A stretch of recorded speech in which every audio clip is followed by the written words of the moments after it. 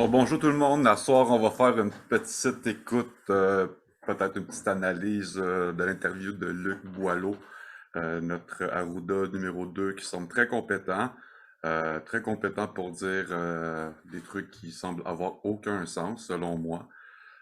Donc, on va regarder ça ensemble. Petite seconde.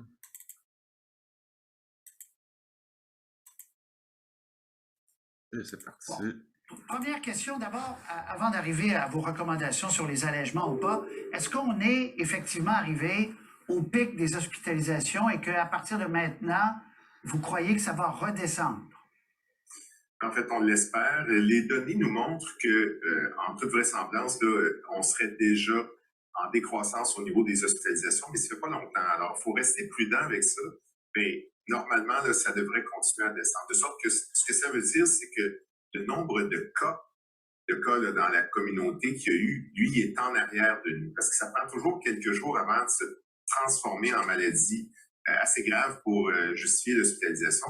Alors, on a commencé à descendre. Et les projections qui sont sorties aujourd'hui de l'Institut national d'excellence en santé et services sociaux, ce qu'on appelle l'INES, montrent que ça devrait continuer à descendre, mais pas à un rythme qui est fulgurant. Là. Alors, il faut attendre encore quelques jours pour voir si effectivement cette pente-là va s'accentuer. Et à ce moment-là, on va être plus confortable pour reconnaître la force de la descente de cette pente-là. On va certainement reviser nos positions en conséquence. Oui, et bon, alors justement, c'est la question parce qu'on voit ce qui se passe en Ontario, on voit ce qui se passe en Colombie-Britannique, même au Nouveau-Brunswick, où on a annoncé l'ouverture des restaurants fin du mois. L'Europe, je vous en parle même pas, Paris, tout est rouvert, Londres également. Pourquoi au Québec, la santé publique, puis M. Legault a beaucoup dit aujourd'hui, plus que d'habitude, c'est la santé publique qui me dit que c'est pas le moment. C'est la santé publique qui me dit que c'est pas le moment. Pourquoi on ne peut pas annoncer quelques allègements au Québec, puis on peut le faire ailleurs? En fait, vous remarquerez que d'abord, les allègements qu'il y a eu en Europe, c'est parce que l'Europe devance aussi cette vague-là d'une couple de semaines par rapport à ce qu'on vit ici au Québec et ailleurs au Canada peut-être. Même l'Ontario est en avance de nous en termes de vagues. On l'a eu un petit peu après, c'est pas énormément après. Donc, il faut regarder notre propre situation. La situation actuellement, le challenge numéro 1, c'est pas le fait d'avoir des maladies dues à l'Omicron. Il y en a, oui, un challenge de ce côté-là, puis il y a un risque. Il y a des gens qui peuvent être très malades et même en mourir. Ça, c'est sérieux. Mais c'est aussi l'impact sur le système de soins. Le système de soins hospitalier a été, je veux dire, débordé comme jamais. On a connu ça dans l'histoire de ce système de santé publique-là. Tout à fait. Ça, depuis 2010 en général, ça fait 25 ans que le système est en total déclin. Depuis 2010, un sous-investissement dramatique. C'est pas pour rien les statistiques. Depuis 2011-2012, à chaque hiver, à chaque période grippale, ça affecte les médias, les hôpitaux, les urgences sont complètement débordés. Les médecins sont plus capables, les infirmières non plus. Ça, c'est pas nouveau, faut pas l'oublier. Alors, il faut rester prudent. On dépasse vraiment les seuils qu'on s'était donnés comme limite. Alors là, maintenant, il y a une pente qui s'installe. On vient d'en parler.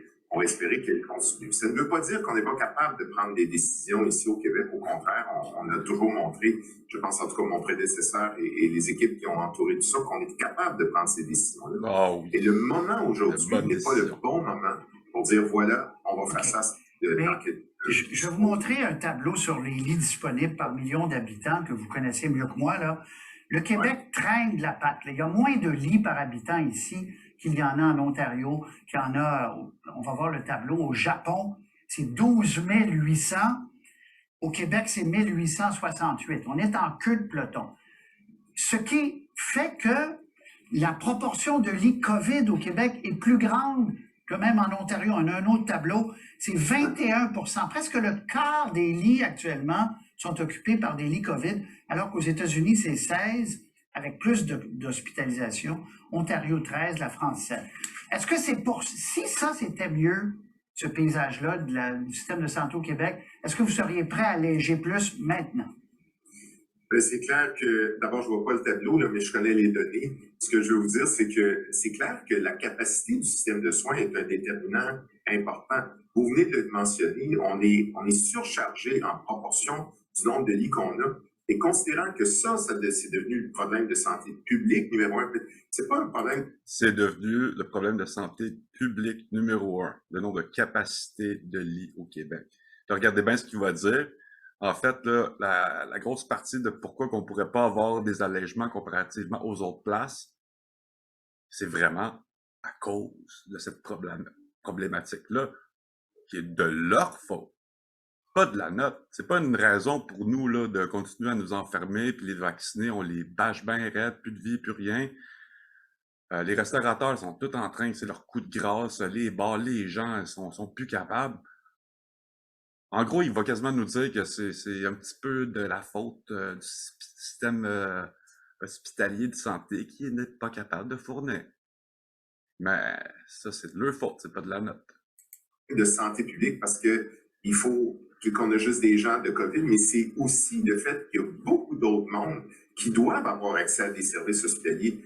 Il y en a des gens qui, tu sais, oui, dans le secteur hospitalier, on voit beaucoup d'engagement, de dévouement, d'épuisement, mais aussi de la souffrance. Et on ne la voit pas toute dans le système hospitalier. Il y a des gens qui attendent pour rentrer avec des problèmes de santé qui méritent d'être pris en considération et d'être traités.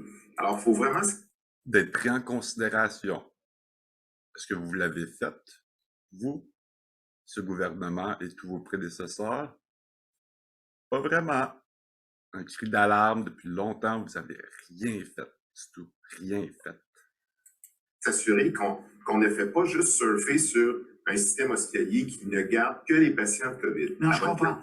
Mais si... votre question, c'est clair, excusez-moi, M. Roy, mais c'est clair que si on avait une plus grande capacité, on ne serait pas dans la même disposition, puis on aurait moins d'intervention. Même Patrice est d'accord. Regardez, il agit d'une manière voulant dire, ouais, ben c'est ça, là. C'est quelque chose qui marche pas. Qu'on fait au niveau de ces consignes-là. Et la disponibilité, ben, c'est pas compliqué, là. C'est en fonction du nombre de nouveaux patients qui rentrent de COVID, justement, et la capacité d'y sortir. Et de ce côté-là, il y a énormément d'efforts qui sont faits par les collègues dans tout le système de santé, au ministère en l'occurrence, pour trouver des voies de sortie plus rapides et sécuritaires des patients qui sont atteints de la COVID ou de d'autres problèmes de santé. Donc, de même de louer d'anciens CHSLD, dans certains cas, on l'a vu à Laval, pour sortir des gens des hôpitaux, pour pouvoir faire entrer d'autres personnes. Je vous parle du passeport vaccinal, on en parle beaucoup. Et comment? Resto, les gens ont assez bien compris. Là, on est rendu dans les grandes surfaces, les quincailleries, par exemple, qui disent que ce n'est pas une bonne idée. Est-ce que c'est une politique de santé publique ou c'est de la politique pour faire comprendre aux non-vaccinés qu'on veut qu'ils se vaccinent? Ben, regardez, là.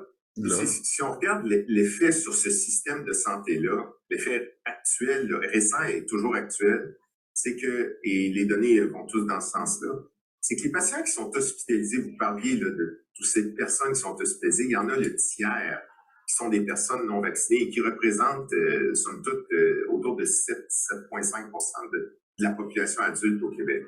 Ils constituent le tiers des hospitalisations et pratiquement la moitié de ceux qui sont aux soins intensifs. Donc, il faut vraiment faire en sorte que les personnes qui ne sont pas vaccinées soient encouragées à être vaccinées. Et d'ailleurs, il y a des programmes et des activités qui vont être... Les non-vaccinés qui doivent être encouragés à être vaccinés, je pense qu'ils ne sont pas encouragés du tout, là. Ça fait très longtemps de ça, là. Moi, je ne le suis pas. On m'en enlève de plus en plus.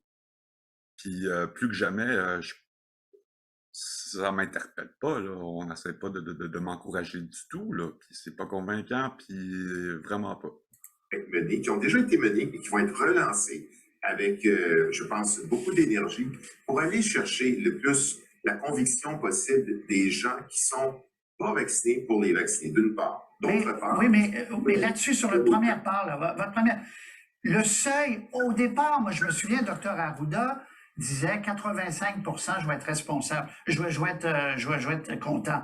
On est à 90 %, on va voir les chiffres sur la 1805, on est à 90 % de première dose au Québec, 82 de deuxième dose et 36 de troisième dose. À quand le seuil qui va vous permettre de dire, ben là, on n'a plus besoin de passeport vaccinal? Ouais, à quand le seuil? Après bientôt 2 ans, quand que 82 % des adéquatement vaccinés sont vaccinés. Hey, c'est pas rien, là. C'est un sacré pourcentage, là, comparé à l'hiver passé où c'est que la vaccination n'était pas vraiment commencée pour tous, là. Puis là, selon les cas, ben, il y a plus de cas que l'année passée quand il y a 80% de la population qui était vaccinée quand il n'y avait pas du tout de vacciné l'année passée. Quelque chose qui ne fonctionne pas. Ça marche pas. Est-ce que c'est 100%? Monsieur Roy, donnez-moi l'occasion de vous dire que ce n'est pas la même maladie. L'Omicron, c'est une autre maladie. Oui, c'est un coronavirus, mais puis surtout qu'on dit un peu partout dans le monde, parce que, tu sais, comme je vous dis, je regarde les médias de partout, d'au moins d'une dizaine de pays. J'ai un VPN avec NordVPN. Fait que, en ayant ça, c'est sûr que je peux me loguer sur n'importe quel serveur sur 115 pays différents. Fait que c'est clair que quand tu fais une recherche sur Google, ici au Canada, sans VPN, on ne te donne pas l'accès à l'information comme qu'on devrait l'avoir en temps normal.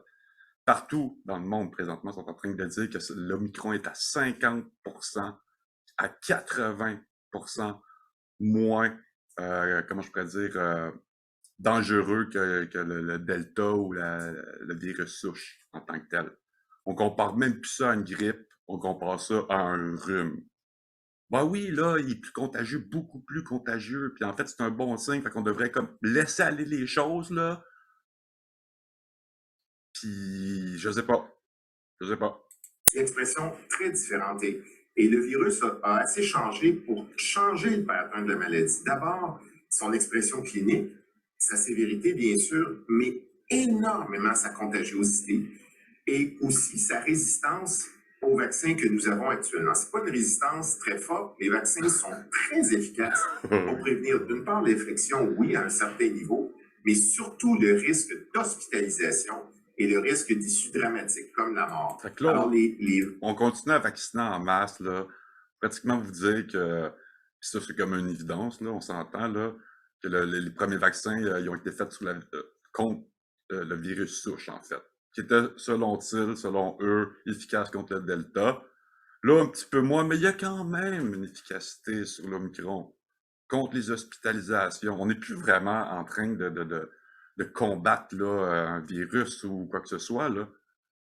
Je veux dire, la propagation du virus dans la population. On est vraiment en... Tout est une question d'hospitalisation. Hospitalisation. Puis je me dis, même si on serait même pas, là, comme je vous dis, là, en supposée pandémie, là, les hôpitaux, là, ils seraient rendus certainement au même niveau qu'avec ou sans ça. Ça, il n'y a pas de doute.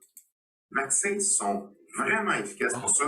Et en particulier, si on y ajoute une dose de rappel. Alors, c'est pas la même maladie. Quand vous parliez du docteur Arruda, il avait tout à fait raison. Ce qu'on appelle l'immunisation, l'immunité collective. Avec le Micron, on doit dépasser tous ces chiffres-là. Mais c'est quoi le seuil, docteur Boileau? D'abord, quand on le calcule, je ne veux pas vous faire peur, là, mais on ne l'atteindra pas. Considérant le fait que le Micron est transmissible je veux dire, c'est énorme la transmission. Il n'y a personne qui nous écoute en ce moment qui ne connaît pas quelqu'un, soit lui-même ou quelqu'un de ses proches, ou même beaucoup, qui n'ont pas fait l'infection récemment. Sans avec ces personnes, depuis le début de la pandémie, j'ai connu pratiquement personne qui a pogné la COVID, qui a eu de forme grave dans la première année. Même depuis la vaccination, puis depuis le mois de décembre, là, je suis rendu au moins à 15 de personnes que je vois un peu partout dans mes contacts qui ont contracté la COVID, heureusement pas une forme sévère, mais qui l'ont contracté, puis qui étaient double vaccinés. Je ne suis pas vacciné, je n'ai pas eu la COVID, je ne suis pas tombé malade depuis tout ça. Je ne suis pas le seul, j'ai beaucoup de gens aussi que je connais qui ne sont pas vaccinés, pas beaucoup, mais ils n'ont pas pogné plus la COVID, tout le kit. Ça ne veut pas dire qu'on n'est pas vacciné, qu'on va se ramasser automatiquement hospitalisé aux soins intensifs. Faut arrêter ce délire-là. C'est très, très fréquent.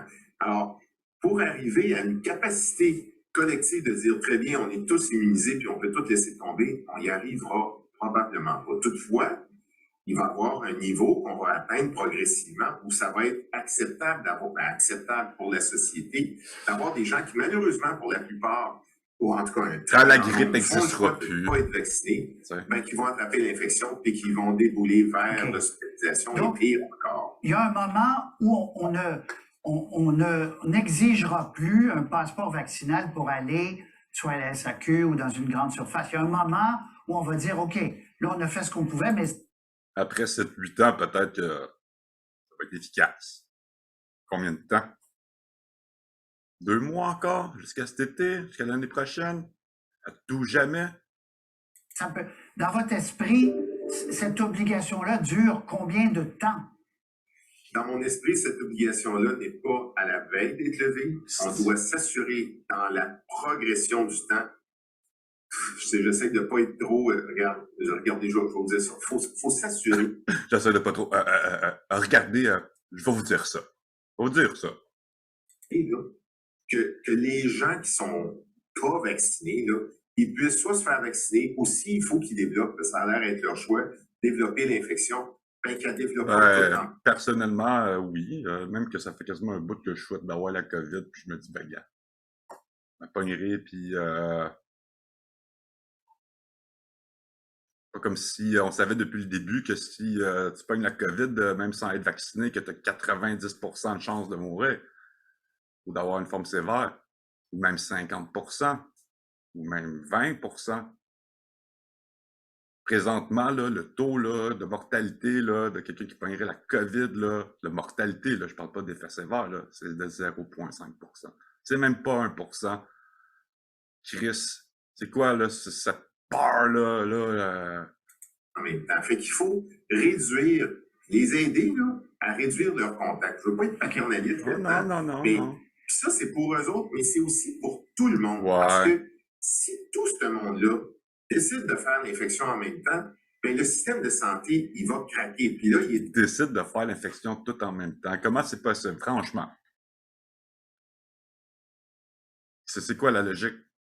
est sur le point de craquer là, dans le sens, vous avez vu les niveaux. Oui, je Alors, comprends. si vous me demandez quand est-ce qu'on va l'enlever, moi, je ne recommanderais pas de l'enlever en ce moment. Mais certainement que quand le paysage va être bien contrôlé, une population. Quand ça? C'est dur à dire, c'est sûr. C'est parce que les choses vont pas en s'améliorant là, depuis des mois et des mois. Puis on a, comme je vous dis, inoculé ouais, pas loin de 90% de la population maintenant. Puis on vous conseille, puis vous allez devoir aller en chercher une troisième aussi. Puis là, à un moment donné, là, au Fly-Z, si ça continue de même, là, encore des mois, là, c'est comme évident que la stratégie fonctionne pas. Là. On devrait se dire, ben gars, on ouvre tout, on recommence tout, on enlève nos guenilles en face, là, puis go. On enseigne notre stratégie, là, on voit ce que ça donne. C'est pas comme ce serait dans une pandémie que jusque maintenant, que vous avez tout perdu, exemple, un proche, là, tu sais, moi, je vous dis, hey, j'ai perdu mon père, j'ai perdu mon oncle, une cousine, puis tout le monde avait comme vécu ça, là, puis on pourrait s'en parler, à ce que je sache, moi, j'ai pas perdu personne. De tous les gens que je connais qui est mort, qui a même eu une forme qui s'est ramassée aux soins intensifs. C'est une question que je pose à énormément de gens depuis une dizaine de mois qui vont avoir le sujet. Tu sais, toi, tu connais-tu quelqu'un qui est mort finalement? Tu sais, non, non, non. Plus immune, on pourra revisiter cela, mais c'est pas cette semaine. OK. Allez-vous recommander que le passeport vaccinal implique une troisième dose, qu'on entre la troisième dose pour avoir le passeport vaccinal? C'est une très bonne question. Elle est complexe un peu parce qu'il y a beaucoup de monde qui auront fait l'infection et on n'a pas été capable d'avoir toute cette quantité de tests PCR disponibles et aussi à la vitesse d'être disponibles. On estime que la semaine passée, là, il y aurait eu quelques centaines de milliers de cas. Alors, on n'est pas capable de faire des tests PCR à tout le monde. Toutefois, on le sait qu'il y en a qui savent qu'ils ont fait l'infection, puis ça, ben, on peut le considérer bien sûr. Et cette progression sur une troisième dose obligatoire dans le passeport vaccinal, laissez-moi y réfléchir comme il faut avec. Laissez-moi y réfléchir comme il faut avec mon équipe, là. Écoutez, là, je ne peux pas faire jouer Nostradamus ou mais ma petite prédiction, c'est que c'est sûr, ils n'auront pas tout mis ce système-là en place, puis s'acharner comme ça là-dessus pour arrêter ça du jour au lendemain. Là. C'est sûr que non. On est pris par les couilles, puis ils ne nous lâcheront pas. les équipes parce qu'il y a OK. plusieurs terrains. Donc, notre titre n'est pas correct. Il y a un point d'interrogation. C'est pas bientôt. Vous n'exigerez pas, pour avoir le passeport vaccinal valide, une troisième dose bientôt. Là. Ben, en tout cas, pas la semaine prochaine. Là, ce qu'on exige, on ne peut pas l'exiger, mais ce qu'on recommande, puis vous l'entendez tout le temps, assez pour écœurer le monde, c'est allez vous faire vacciner. Vous allez tirer tellement de bénéfices avec ça. Pour vous, là, vous protéger, puis aussi pour votre collectivité. Mais très bien. Deux choses avant de vous laisser aller, Dr Boileau. Pourquoi il y a autant de morts? Là, le mort, dans les 7 derniers jours, taux de décès par million d'habitants, le Québec vient devant les États-Unis, devant l'Italie à 7,6 par million d'habitants. Pourquoi il y a autant de morts maintenant au Québec? Ben, écoutez, d'abord, il y a beaucoup de morts parce qu'il y a énormément de gens qui sont infectés, puis regardez les hôpitaux qui débordent avec tous ces cas. Mais pourquoi il y a énormément de gens qui sont infectés par rapport à la plupart des autres places? Ce serait peut-être pas le temps de se poser des questions que c'est peut-être justement notre stratégie qui n'est pas nécessairement la plus efficace. On pourrait peut-être essayer de se tourner par d'autres choses, puis demander de se résilier puis d'apprendre à vivre avec, comme la plupart des pays sont en train de le faire. Tu sais, Boris Johnson, là-bas, là, en Angleterre, tout est sur le bord d'être terminé. Pratiquement tout. C'est ce qu'il a annoncé. Un peu surprenant, mais on va voir ce que ça va donner. Ben là, alors c'est normal qu'il y en ait qui aient des issues très lourdes comme... Mais pourquoi plus qu'ailleurs? Ben, dans le fond, c'est-à-dire, quand les chiffres, là, en ce moment, là, on utilise là, sur les taux par 100 000, ça tient pas debout, là. On n'a pas plus de... Ça tient pas debout, là. Ça tient pas debout. Puis c'est vrai que ça tient pas debout. Moi, on me dit que je donne raison. Morts au Québec en proportion que ce qu'on trouve dans d'autres juridictions, que ce soit l'Ontario ou ailleurs. Et ça, c'est démontré. Le Québec enregistre beaucoup plus les cas, prennent les cas par lien épidémiologique, prennent tous les cas, mais ça ne veut pas dire... Ça veut-tu dire que les autres provinces ou les autres pays prennent pas le temps de répertorier les cas normalement? Peut-être qu'il n'y a pas des morts de la COVID direct, bien sûr qu'il y a des morts associées aussi à la COVID, de gens qui ont différentes maladies, mais qui en plus prennent une COVID, qui ne les aident pas là, dans cette progression-là. Mais il faut attendre la surmortalité. Il faut attendre les chiffres de surmortalité. Exactement. Et là-dessus, sur la surmortalité, plus tôt cet après-midi, le premier ministre soulignait des études très bien faites de l'Institut de la statistique du Québec qui montrent que notre surmortalité sur la COVID pendant les 2 dernières années est complètement nulle. Si vous allez là, sur Santé Québec, là, vous allez dans la section mariage, décès, naissance. Quand vous allez dans décès, vous voyez toute la grille de 2010 à aujourd'hui. Vous voyez tous les chiffres de mortalité mensuellement d'une année à l'autre. Si on regarde 2020, 2021, il n'y a aucune surmortalité au Québec. Aucune comparée à aux 10 dernières années en arrière mensuellement. C'est environ entre 4500 et 6000, 7000 morts par mois depuis 10 ans. Allez voir, là, c'est pas compliqué à aller trouver comme information, là. Si après 2 ans, on est rendu là, à être divisé, tout fermé, cracher notre économie, rendre les gens malades à bout, parce qu'on est dans une pandémie. Une pandémie, là, ça tue des millions de gens. Mais comment ça qu'après tout ce temps-là, il n'y en a pas de mortalité, de surmortalité, je veux dire? C'est les chiffres qu'on nous donne, là. Il n'y en a aucune.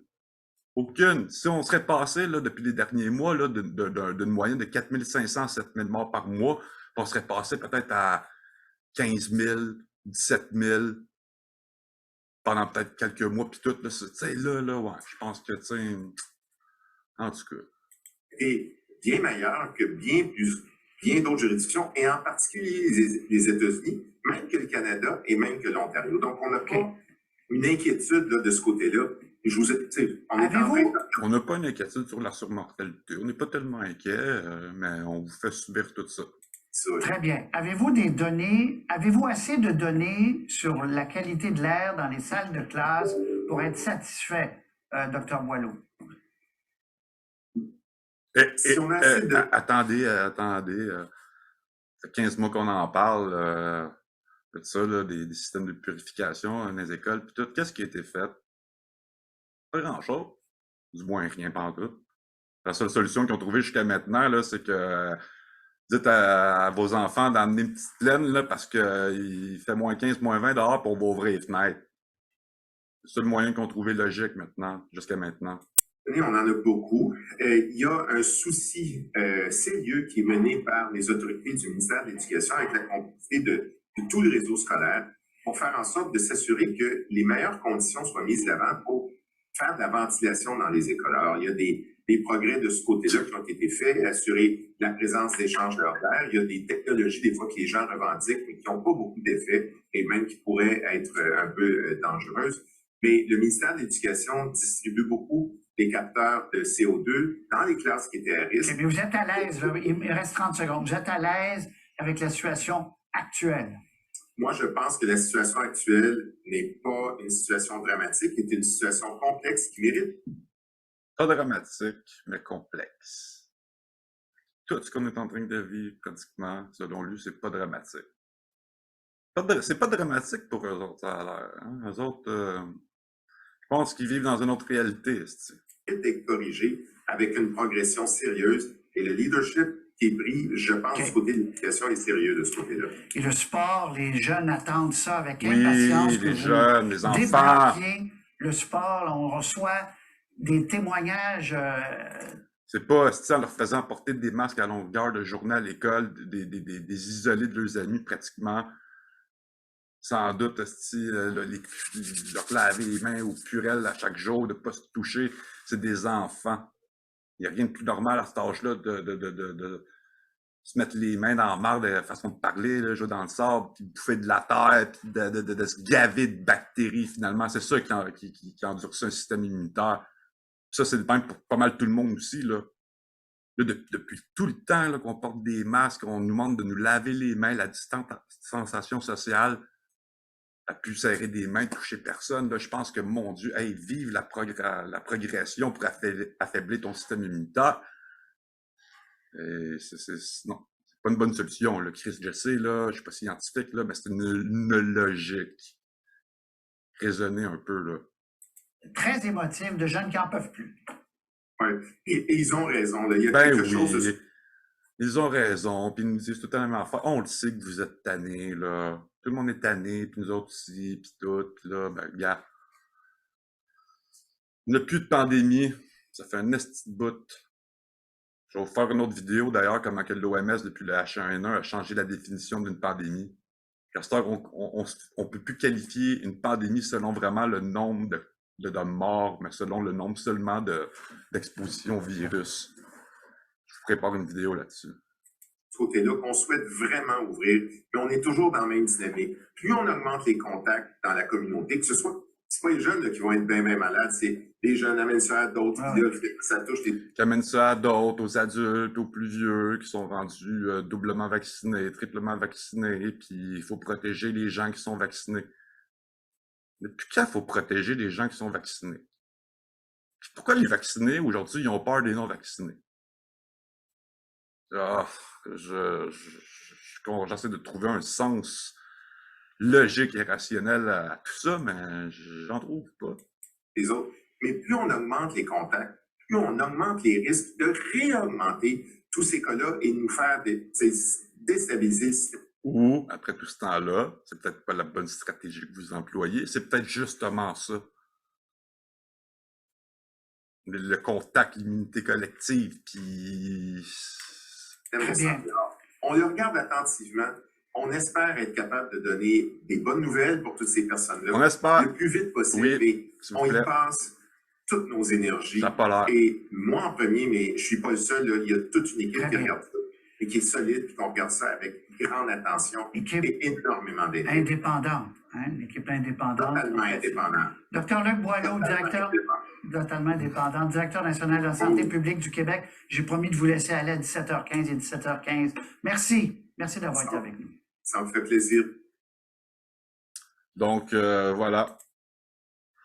Puis, qu'est-ce que je me dis aussi depuis un certain temps, c'est que le 1,3 milliard, ben en fait 2,9 milliards qui a été annoncé comme budget pour les CHSLD, puis les soins en services de santé. dont 1,3 milliard justement pour les soins de santé en hôpitaux, qui a été annoncé le 21 mars 2021. Ça fait plusieurs mois de ça. Là. Mais on continue à dire que le centre, les hôpitaux sont encore défectueux, là, ou peu importe. Mais ça serait bien là, qu'ils nous fassent peut-être une liste ou une conférence ou quelque chose, là, ou qu'ils nous donnent un résultat. Comment ils ont dépensé ce 1,3 milliard-là depuis le 21 mars? Qu'est-ce qu'ils ont acheté? Du matériel? En quoi ils ont investi? Comment ils ont investi cet argent-là? Parce que là, présentement, on dirait que cet investissement-là n'a pas changé rien du tout. 1,3 milliard, c'est quand même pas rien non plus, là. Ce serait bien d'avoir quelques détails comme ça. Donc, voilà. Je voulais faire le tour un peu là-dessus. Je trouve qu'encore une fois, c'est de l'incompréhension absolue. Et puis, voilà. À bientôt.